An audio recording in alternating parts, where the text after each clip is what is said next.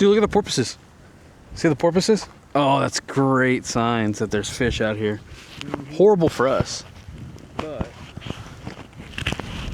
dude, this is a spot. I can bring a light out here. Look, see them? yeah. See right there? If you just watch along that right before the shoreline, you'll see 2 porpoises out there. That is such good news for us. That means there's food out here. Gonna be a little competition, that's okay. There's something about finding a new fishing spot that feels a little outlaw. This morning, I dragged my little brother out here. He's not really a big fisherman, but we're going to get him there. He's really just here as my bodyguard in case things get sideways. We're standing on the edge of this old leased land, flipping through GIS data, trading calls with the harbor master, confirming what I already expected. It's fair game now. Public land that's no longer under lease. There's no signs anywhere saying we can't fish, just a quiet promise. Out on the water, porpoises roll through like silent scouts, meaning there's bait. Means there's bigger things down there waiting to ambush. This whole stretch is a choke point, the last funnel before bait fish slip into the harbor. For reds and trout, it's the perfect kill zone. For my brother, it's just another weird errand for his troublemaker sibling. For me, it's a possibility. A win before the first cast even hits the water. So the way this works is the corky will sink at about a foot to a foot and a half a second. So what you do is you take your corky, you throw it out wherever it lands, you let it go, wait till that line gets at 1, 2, 3. About 3 to 4.5 foot of water. So what you do is you let it go till the line gets slack, and then you know what your water depth is. And if you fan around, you can fan and see where your drop-offs are. Watch that thing. Hits the water. 1, 2, 3, 4, 5, 6. That's 7 foot of water right there. So there's a drop-off right there. Fishing is a funny thing. People think it's just standing around waiting. But today, I was showing my little brother something a little different. 2 casts. That's all it took. I tied on a pile brown corky, let it sink, counting down the seconds before it hit the bottom. See, the corky's not just a lure. It's also a tool. It's born from the mind of Paul Brown, an old Texas legend who handcrafted each of these in his garage, painting them with care, testing them until they dance just right. They're famous for catching big trout, but what people forget is that they're also a depth finder in disguise. Depth charts, they lie. Sand shifts, currents carve out new valleys overnight. The bottom is alive, always changing, and if you're fishing blind, you're just hoping. But if you know the depths, if you take the time to measure, listen to the weight of your lure sinking through that silence, you're not hoping anymore, you're hunting. And that's what makes all the difference. What it does. I see it, yeah. Now give it like a little pop while it's in the water. Oh, a little too hard.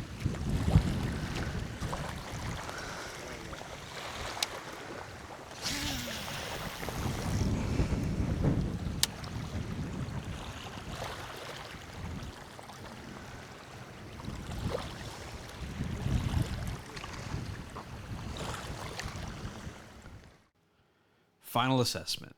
This spot looks absolutely killer. Not for 11 in the morning like when we were out here, but for that quiet hour before sunrise, when the world's still black and the first light starts waking up all the trout. At least now we know what to expect. Sure, it's a little dirty. Trash is scattered everywhere, beer cans half buried in the mud, but that's nothing a few garbage bags and some elbow grease can't fix. Underneath all that, this place has potential. The makings of something special. A choke point, quiet water, and fish that don't know what's coming. Yeah, this spot could be deadly.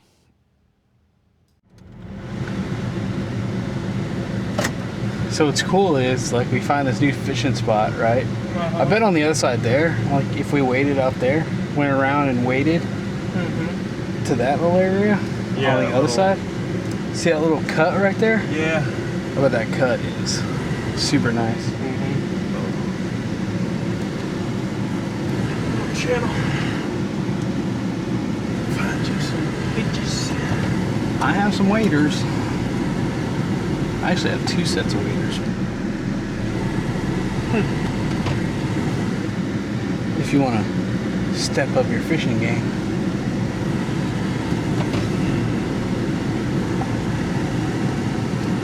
Not today. It's funny how the day goes.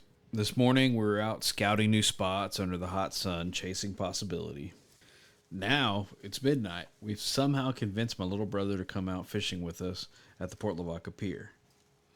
He's never really fished like this before, never felt what it's like to walk out into a sleeping pier, rods in hand with nothing but the hum of the lights and the sound of the water beneath your boots.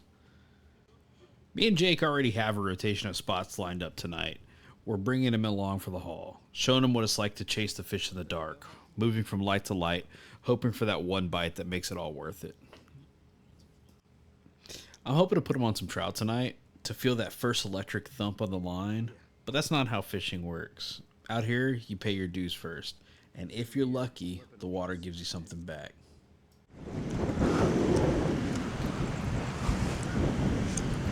But I'm gonna give you some. Yeah, it is quite nice. It is also a little windy. So what we're gonna look for, Nick? Yeah. We're going to look for popping under the lights. Yeah. Okay. And you'll know them when you see them. And then we're also gonna look at. Hey, our lights open. But we're gonna see if we can see anything swimming. Yeah. Which, judging by the amount of people here, the specs are probably here. Especially when you see people at this first light.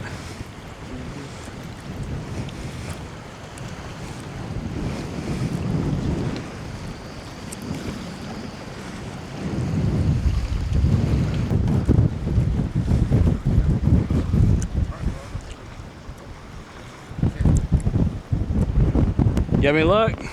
No. Little one.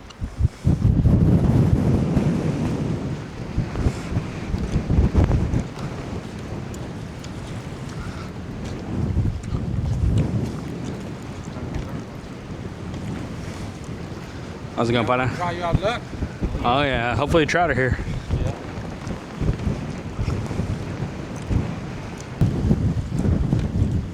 You have any luck? That's good news. Have they been popping? Never.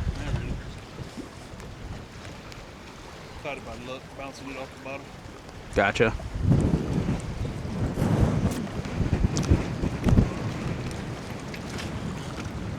You have any luck? The guy just caught a second trout. Yeah, he was barely. Are they popping over here or no? Nah, not really. Dang. Everybody told us, everybody says, oh, yesterday they were popping. Oh yeah. Well, good luck, fellas.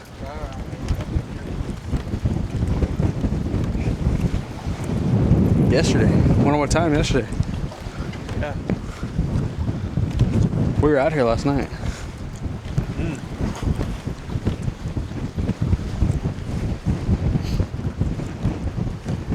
And I was here Thursday night. Yeah, last night. Oh.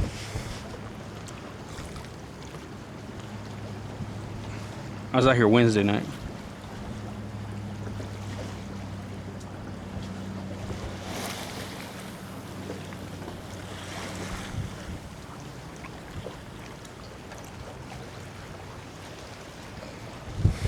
Okay. Any luck, man? Nada. Small one. Speckled trout or what? Nah, like hardheads or catfish. Gotcha. Yeah. You have any luck? Yeah. Bunch of hardheads right there. Yeah. Y'all been out here a minute already? About 2 hours. They caught some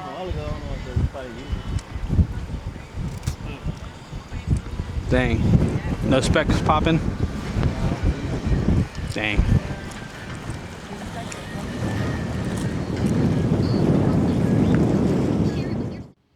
First thing I do is I ask around the pier, is anyone having any luck? Everyone says the same thing. No, just hardheads tonight. I check the barometric pressure and tides one more time on my phone. Everything looks like it should be lining up. We're sitting right in the middle of the minor feeding window. The pressure's at 29.66, dropping from just a hair from 29.67. But then there's the wind. It's always the wind. It churns up the water, blinds the trout, scatters all the bait fish, and it kills that clean surface tension that they use to hunt. Some say trout feed less aggressively when wind muddies the clarity, that it messes with how they track and ambush. But who really knows? Maybe they're here, sitting just out of sight, waiting. Because out here, just because you don't see them, it doesn't mean they're not here watching.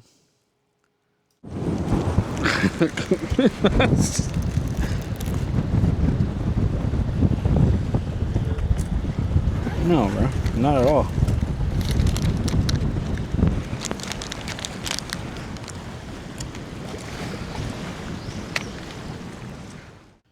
Okay, I can't stress enough how much I'm enjoying using these little Miko 2-inch lures.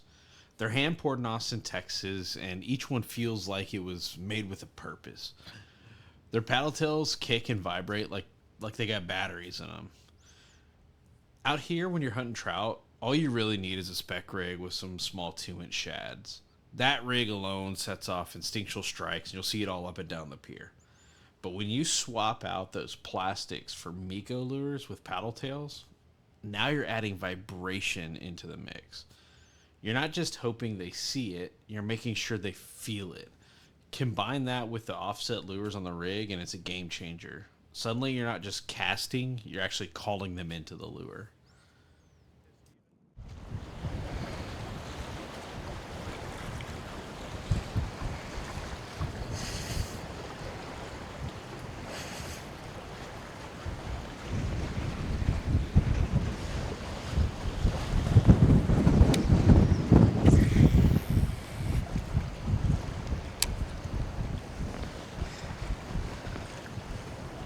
Bump.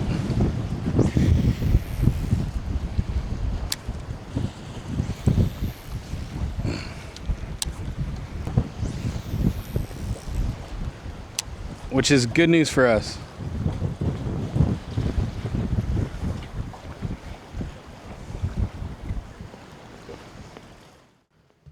The water's a lot murkier than usual tonight, probably picked up by these steady 15-mile-per-hour winds blowing across the bay.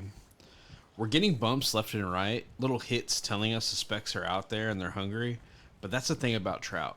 They're sight predators. They rely on clean water to lock in and lure on a strike. Tonight, it's like they're hunting blind. They feel the vibrations, they sense the movement, but that final moment where instincts take over and they crush it, it's being stolen by all the murk. They're here, they want it, they just can't see it clear enough to commit. And that's fishing. Sometimes you work in the light, and sometimes you're just casting in the dark, hoping something finds you.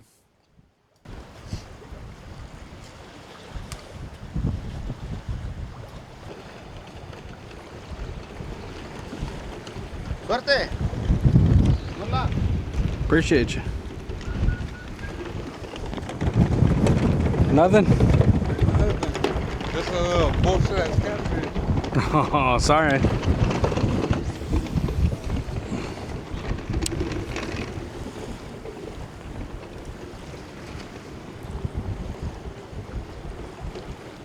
Feel different.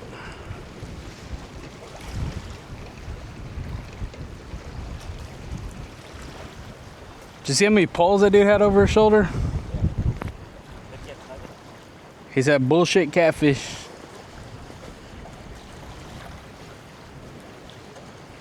Oh, oh, oh. You saw that?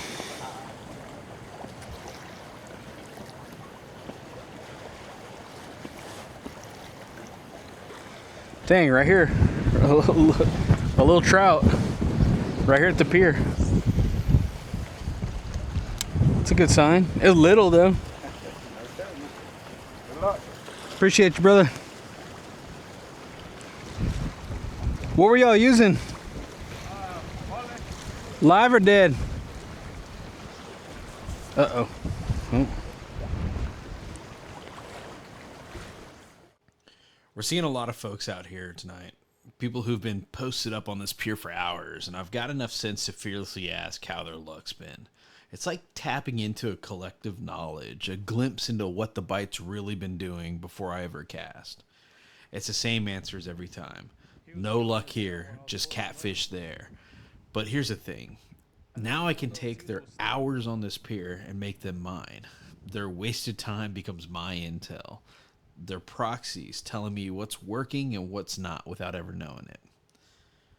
So my head's racing. Everything's right tonight. Barometric pressure, tide, bait, but the wind. The wind is the problem. We need a spot without wind. Harbor Refuge. It's a protected harbor with a double 90-degree corridor to get in, wind and wave agnostic. What keeps the boat safe keeps the bait fish safe too. And where the bait fish hide, the trout won't be far behind. Now we just gotta hope that nobody's already out there. We're gonna go feed a kitty, Nick. Huh? We're gonna go to a different spot. We'll come pick you up.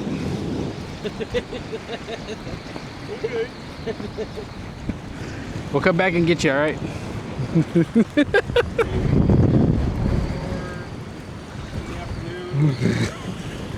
You brought food, right? Nick never brings food. They never been fishing before. Nick, we go fish, you gotta bring food for 2 days. Everybody knows that. How much calmer it is over here.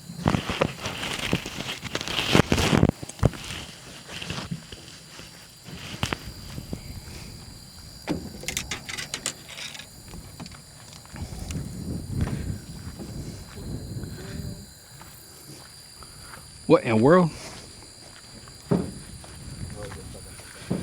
Nick, there was an alligator out here. No. Whatever day we went, Jake.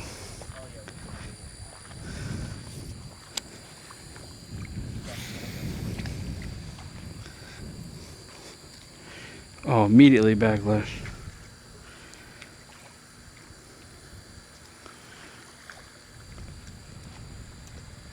Yeah, there's stuff here. There's definitely stuff here. Right up with gators.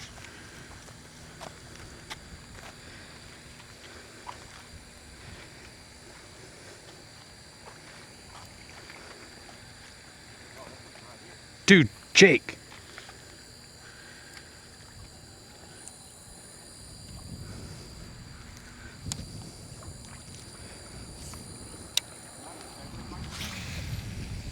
Do what? Am I on my what? Your spec rig? Yeah.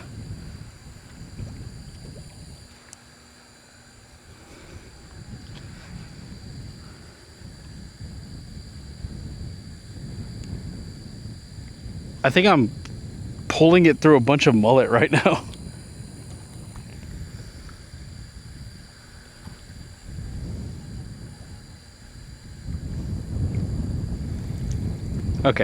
Okay.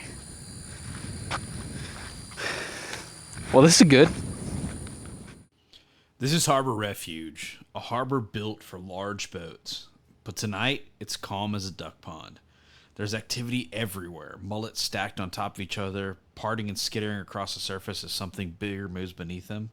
We traded wind for darkness out here. No pier lights to lean on. But that's where modern conveniences come in. I brought my Ryobi work lights. I'm going to set them up to punch some light into this black water. Give those bait fish a safe place to congregate.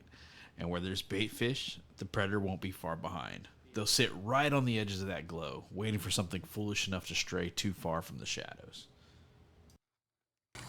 We'll line it up. So what'll happen is, like the bait fish, they don't want to get jumped either, right? So the light will kind of. So it'll help them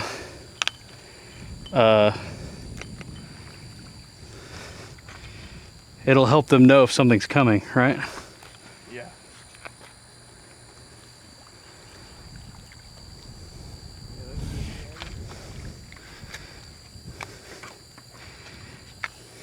See these little babies.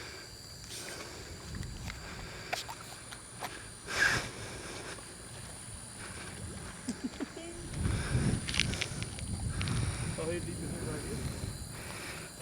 Pretty deep. 18 feet, you said? Not like immediately, but It's all stretched out.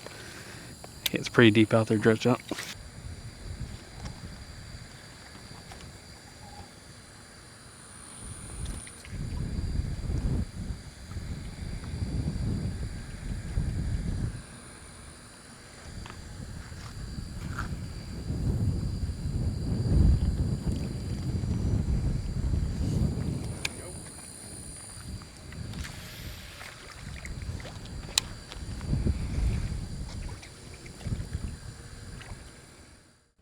While I'm waiting for the lights to start pulling in bait, I'm fishing close to this old shrimp boat tied up nearby. I keep seeing mullet parting in panic, scattering across the surface like they're running for their lives. Some unknown behemoth is moving beneath these finger mullets, scaring them clean out of the water.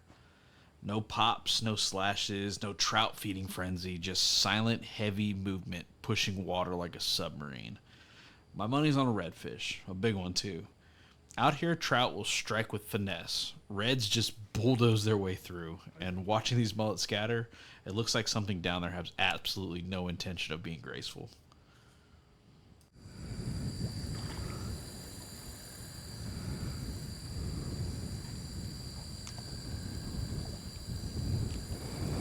Oh, sorry, little fella.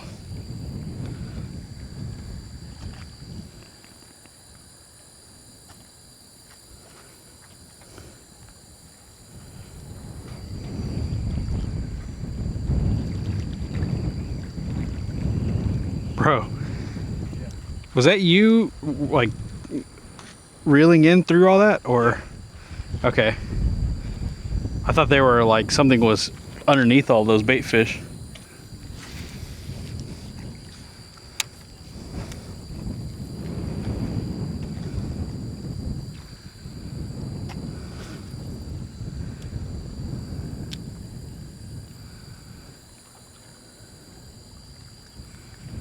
What'd you throw, Jake? I got one. Sick.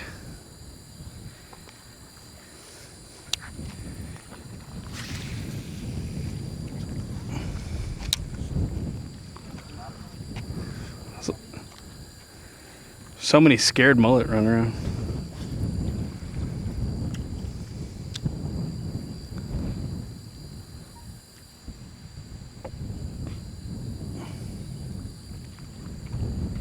Over there. Making all this gosh darn noise. Right here, yeah.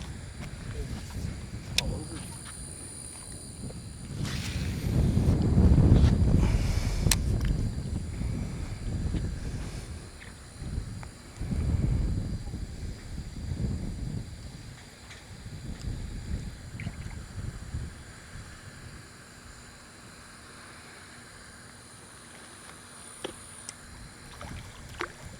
Did you hear that pop? Yeah. That's a trout. I just saw the shadow of a cat.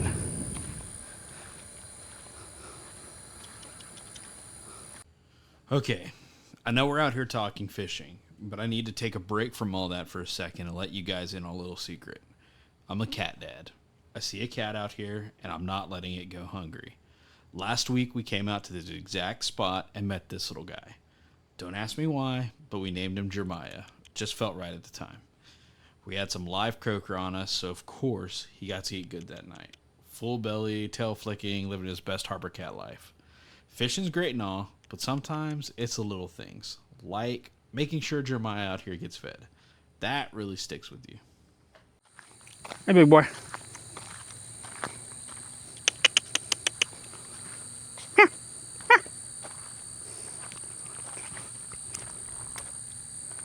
It's okay. Ah, damn.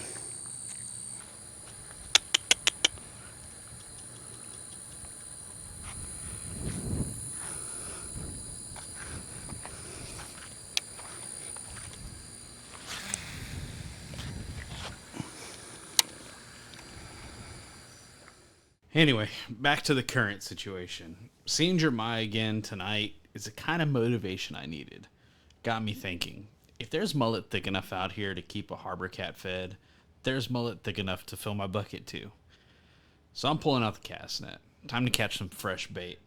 Because out here, sometimes the difference between a long night and a good night is just a handful of live mullet. Plus, we get to feed Jeremiah in the process.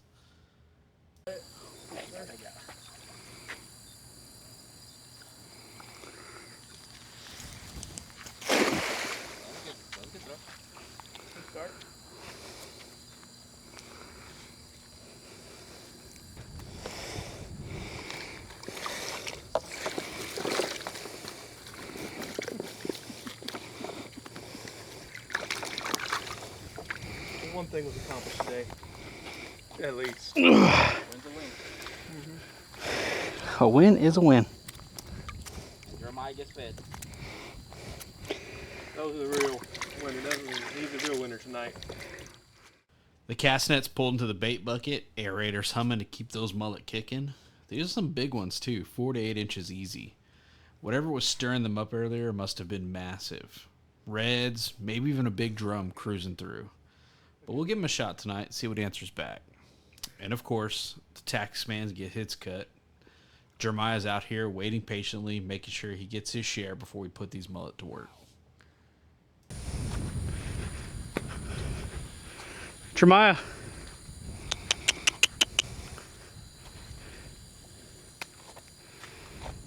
Here you go, big boy. Thank you for the courage.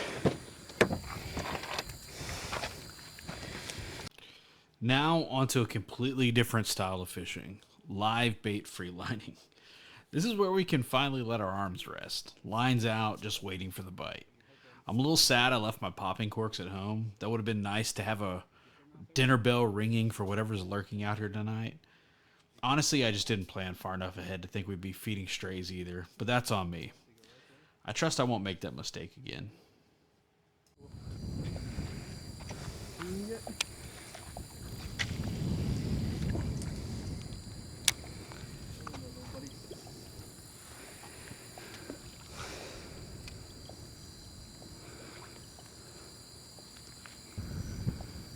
There's so many mullet right here. As we sit here, the night slowly starts creeping into morning. We've got mullet in the bucket now, so why not put them to work somewhere else? Let's try a spot with no wind but plenty of lights. The Chocolate Bayou boat ramp. May as well close the night out somewhere with some nice benches to sit on while we wait. Because sometimes fishing isn't about grinding in one place. It's all about chasing possibility until the sun comes up. Oh, he got it. Yeah, he's right over there eating it right now. You got something? That wasn't me. Oh.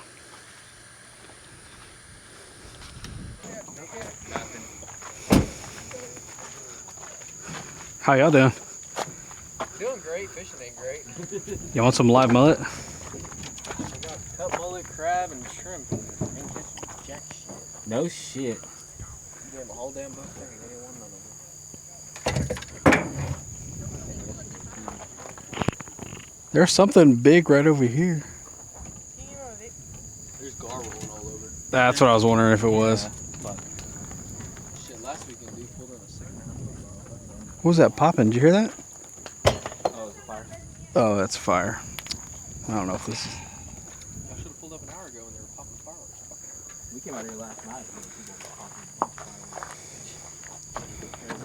fireworks. People were staring at the fireworks. July 3rd. Bucket day early. Well, all of Port Lavaca had their... Yeah. God dang it.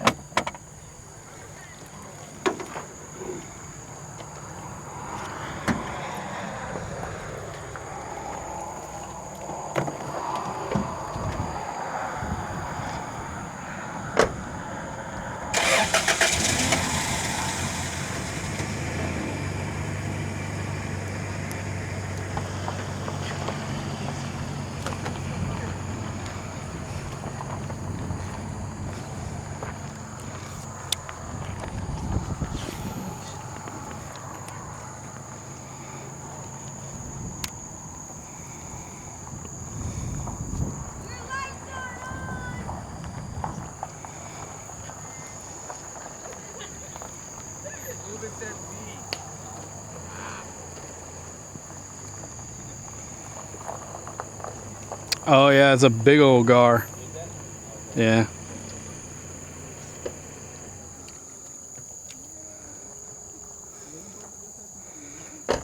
Dude, if you smoke a gar in a topwater.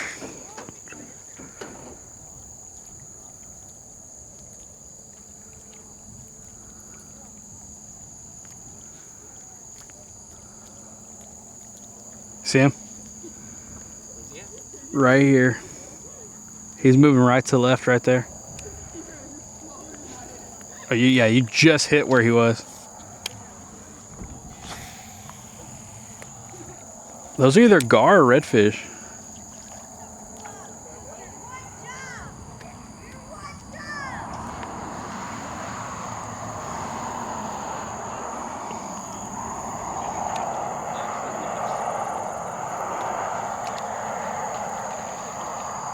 Oh, he caught something.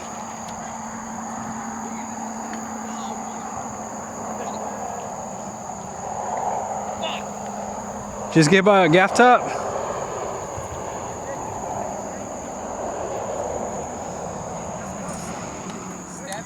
Stab me in the dick, bro. The gap top? Yeah. Oh, shit, did it sting it? Fucking hit me in the dick, didn't sting me. Thank God. Oh, jeez, dude.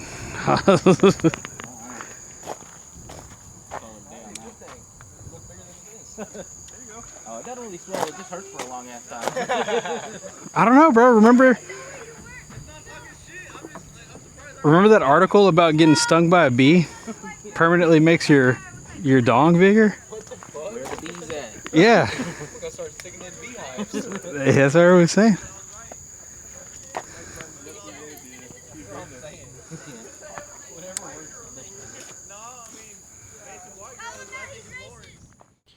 There's a group out here tonight. They're popping fireworks, laughing right next to the fishing spot. The angler who's right here next to us has been here for a while. Told us the bait was good earlier. Trout were hitting. Bait was moving. But ever since the fireworks started, things have gone quiet. And you know, that's okay. It's 4th of July. People are out here enjoying the evening, making memories with their friends and family. Sure, the fish might be a little spooked right now, but there's something about seeing people celebrate under the night sky that feels right. Fishing will always be here, but nights like this, where the air smells like burnt powder and the laughter carries over the water, these only come around once a year.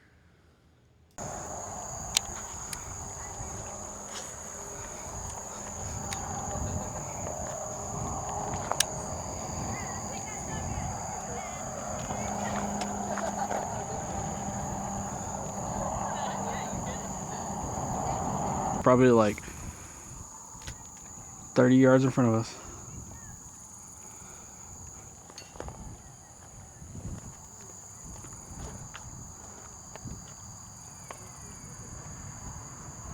About right there where you're at right now.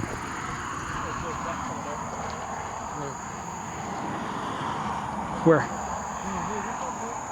Nick, grab a fish and give it to it.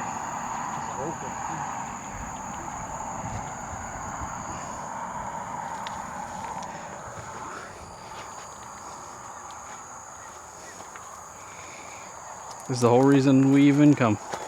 Toss it over to the right, don't throw it at it. Oh, he went straight for it. Bro. He was like, yeah, boy.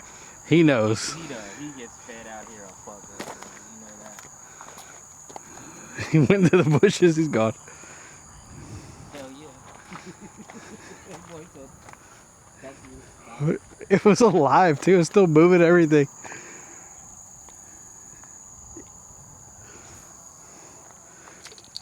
What's even funnier is he came up like, I'm just is that a fish? For real, he was like,